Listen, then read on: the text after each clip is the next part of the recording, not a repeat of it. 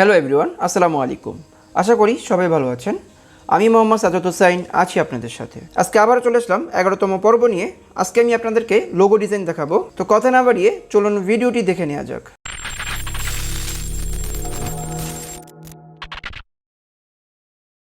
আজকে আমি আপনাদেরকে এই দুটি লোগো ডিজাইন করে দেখাবো। তো প্রথমে আমি চলে যাব ফাইল থেকে চলে যাব নিউতে। এখান থেকে আমি আমার ফাইলের একটা নাম দিয়ে দিচ্ছি। এখান থেকে আমি আপাতত A4 কাগজই রাখলাম। এখানে দেখুন আমার পেজটা চলে এসেছে। আমি পেজটা একটু জুম করে নিচ্ছি। তো প্রথমে আমি এই ডিজাইনটি করে দেখাবো। আমি এই ডিজাইনটি আমার ফাইলে নিয়ে যাচ্ছি। তো প্রথমে আমি চলে যাব ইলিশ টুল থেকে আমি একটি বৃত্ত নিয়ে নিব। আমি এখান থেকে শিফট অল্টার একসাথে চেপে আমি একটি বৃত্ত নিয়ে নিলাম। এখান থেকে আমি আমার স্ট্রোক কালারটা অফ করে দিচ্ছি। আর এখান থেকে সিলেক্ট থাকা অবস্থায় চলে যাব আইডোভার টুল থেকে আমি আমাদের কালারটা দিয়ে নিব। তারপর দেখুন আমার এখানে জি লেখা রয়েছে। আমি এখান থেকে জিটা টাইপ করে নিব। আমি এখানে চলে যাব টাইপ টুল থেকে আমি এখান থেকে জিটা লিখে নিব। এখান থেকে আমি জিটা 300 করে দিব। এখান থেকে আমি বৃত্তটা একটু বড় করে দিচ্ছি। এরপর আমি আমার বৃত্তটা জায়গা মতো বসিয়ে দিব। এখানে দেখুন আমার কিন্তু জিটা একটু বড় হয়ে গেছে। আমি এখান থেকে 250 করে দেখি। তো দেখুন আমার কিন্তু 250 ঠিক মতো লাগতেছে। আমি এখান থেকে 250ই রাখলাম। তারপর আমি আমার জিয়ের কালারটা এখান থেকে হোয়াইট করে দিব। তারপরে দেখুন আমার কিন্তু এই যে লোগোর ভিতরে একটি শ্যাডো রয়েছে, এই শ্যাডোটা আমরা নিয়ে আসব। প্রথমে আমি আমার আইডোভার টুলের মাধ্যমে কালারটা সিলেক্ট করে নিলাম। তারপরে চলে যাব আমি পেন টুলে। আমি একটু জুম করে নিচ্ছি। তারপরে আমি পেন টুলের মাধ্যমে এই যে শ্যাডোটা রয়েছে, শ্যাডোটা আমি অঙ্কন করে নিব। আমি এখান থেকে একটা ক্লিক করলাম। দেন আমি পেন টুলের মাধ্যমে এভাবে ঘুরিয়ে এভাবে নিয়ে নিলাম। এরপর আমি আমার বাড়তি অংশটা কেটে দিলাম। এরপরে আমি এই দিকটা মিলিয়ে জাস্ট টান দিয়ে গোল করে দিচ্ছি। তারপরে আমি এখানকার বাড়তি অংশটা কেটে দিব। এরপর আমি নিচে দিয়ে দিব। এবার আমি এখান থেকে ঘুরিয়ে নিয়ে মিলিয়ে দিব। আমি এখানে এটা ক্লিক করছি। আমি এটার বাড়তি অংশটা অল্টার চেপে কেটে দিলাম। তারপরে আমি জুম আউট করে আমি এখানে টেনে নিব আমার বৃত্তটা। আমি এবার এটার বাড়তি অংশটা কেটে দিব। আমি এখান থেকে জাস্ট মিলিয়ে দিব। তো দেখুন আমার কিন্তু এই বাসাটা কমপ্লিট। আমি একটু জুম করে নিচ্ছি। এখান থেকে দেখুন আমার এই জিনিসটা একটু মিলিয়ে নিই। আমি এই জিনিসটা একটু মিলিয়ে দিব টেনে এনে। আমি এখান থেকে ডিরেক্ট সিলেকশনের মাধ্যমে এই যে অঙ্কের পয়েন্টটা রয়েছে, অঙ্কের পয়েন্টটা সিলেকশন করে আমি শেপের মতো সুন্দর করে টেনে নিব। এরপর আমি এই দিকটা সিলেক্ট করব। সিলেক্ট করে আমি এই দিকটা মিলিয়ে নিব। আমার এভাবে যেগুলো মিলে নেই আমি সেগুলো এভাবে জাস্ট মিলিয়ে দিচ্ছি। তো দেখুন আমার কিন্তু পিছনের অংশটা কমপ্লিট। এরপরে আমরা আমাদের ভিতরের যেটা রয়েছিল এটা আমরা নিয়ে আসব। তারপর আমি আবারও চলে যাব পেন টুল থেকে আমি এখানে ট্যাঙ্কর পয়েন্ট বসিয়ে দিলাম। তারপরে আমি এখানে ট্যাঙ্কর পয়েন্ট বসিয়ে দিলাম। এরপর আমি এখানে ট্যাঙ্কর পয়েন্ট বসিয়ে দিলাম। এবার টান দিয়ে নিচে সোজাসুজি একটা ট্যাঙ্কর পয়েন্ট বসিয়ে দিলাম। তারপরে আমি এই সোজা একটা ট্যাঙ্কর পয়েন্ট বসিয়ে জাস্ট নিচে টেনে নিয়ে আসবো। তারপরে আমি এখান থেকে একটা গোল করে নিব। আমি এবার বাড়তি অংশটা কেটে দিচ্ছি। তারপরে আমি এখান থেকে গোল করে নিব। তারপরে আমি আমাদের এই অংশটা এভাবে গোল করে নিব। এবার আমি এখানে মিলিয়ে দিব। তারপর আমি একটু জুম করে নিব। জুম করে আমি ডিরেক্ট সিলেকশন টুলে চলে যাব। এরপর আমি এখান থেকে এই অঙ্কটা সিলেকশন করে আমি উপরে করে জাস্ট মিলিয়ে দিব। তো দেখুন আমাদের কিন্তু এই লোগোটা কমপ্লিট। আমরা এবার এই লোগোটা এখানে নিয়ে আসবো। এখান থেকে আমি পুরোটা সিলেক্ট করে গ্রুপ করে নিচ্ছি। এরপর চলে যাবে আমি আর্টবোর্ড টুল থেকে আমি একটা পেজ অঙ্কন করে নিব। এবার আমি এই জিনিসটা এখান থেকে টেনে এনে এখানে ছেড়ে দিব। আমি একটু বড় করে নিচ্ছি জিনিসটা। আমি শিফট অল্টার ধরে জাস্ট বড় করে নিলাম। তো দেখুন আমাদের কিন্তু এই ডিজাইনটি কমপ্লিট। এরপর আমরা আমাদের এই ডিজাইনটি নিয়ে আসবো। এখান থেকে আমি এটা সিলেক্ট করে এখানে এনে ছেড়ে দিলাম।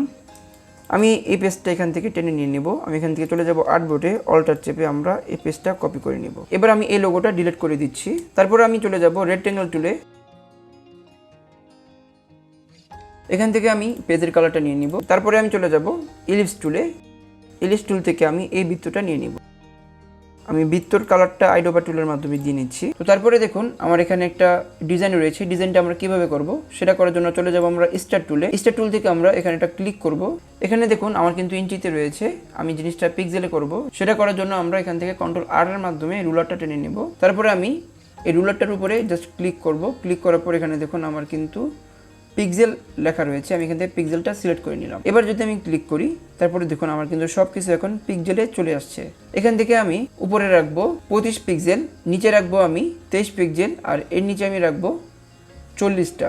মানে আমি এভাবে 40টা নিতে যাচ্ছি। তো এই মানগুলো নিয়ে আমি জাস্ট ওকে করে নিব। এবার দেখুন আমাদের জিনিসটা ছোট রয়েছে, আমরা টান দিয়ে বড় করে নিব।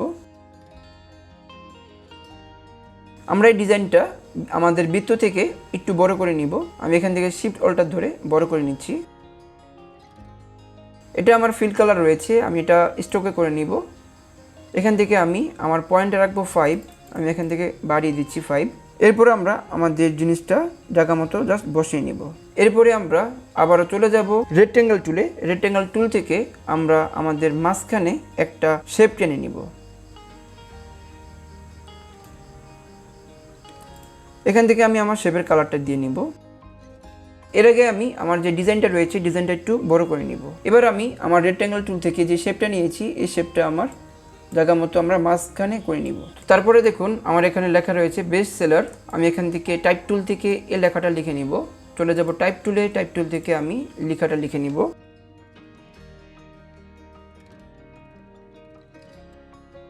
দেন আমার লেখাটা অনেক বড় রয়েছে, আমি লেখাটা ছোট করে দিচ্ছি।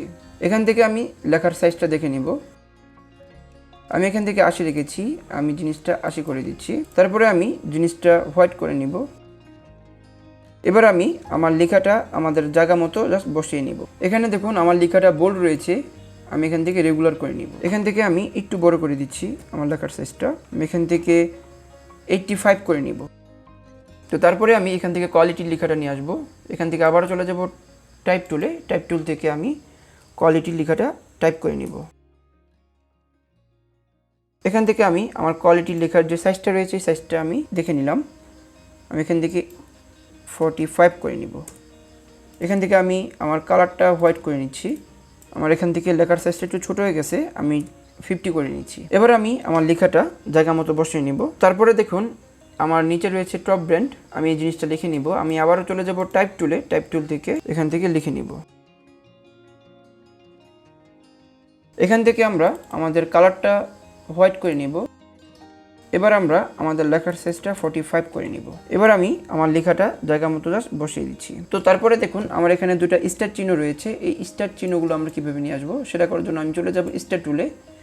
স্টার টুল থেকে আমি এখান থেকে একটা স্টার টেনে ধরে রাখবো।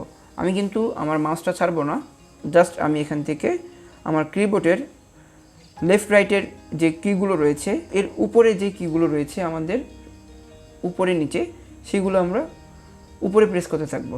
আমার দেখুন এখানে যদি আমি উপরে প্রেস করি আমার কিন্তু উপরে বাড়ছে, আমি এখানে নিচে প্রেস করি আমার কিন্তু নিচগুলো কমবে। আমি এখানে যতক্ষণ পর্যন্ত আমার না কমে ততক্ষণ পর্যন্ত আমি কমাতে থাকবো। এখানে দেখুন আমার কিন্তু ত্রিভুজ চলে এসেছে। আমি এখান থেকে উপরের বাটনে এবার ক্লিক করে আমরা স্টারটা নিয়ে নিব। এখান থেকে আমি ডাবল ক্লিক করে স্টারটা নিয়ে নিলাম। এবার আমি স্টারটা ছোট করে নিব। আমি শিফট অল্টার ধরে ছোট করে নিচ্ছি।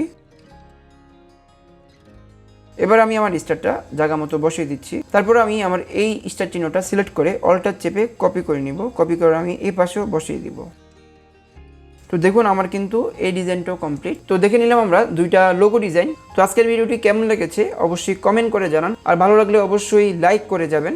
আর আমার সবগুলো ভিডিও একসাথে পেতে চলে যান প্লে স্টোরে, সেখান থেকে নামিয়ে ফেলুন টেক্সট সাজাদ অ্যাপটি আর দেখে ফেলুন সিরিয়াল ওয়াইজ সবগুলো ভিডিও। আর যারা আমার আগের ভিডিওগুলো এখনও দেখেন নাই ডিসক্রিপশনে লিঙ্ক দেওয়া থাকবে, আপনারা সেখান থেকে দেখে নিন। আজ এই পর্যন্তই, সবাই ভালো থাকবেন, সুস্থ থাকবেন, আল্লাহ হাফেজ।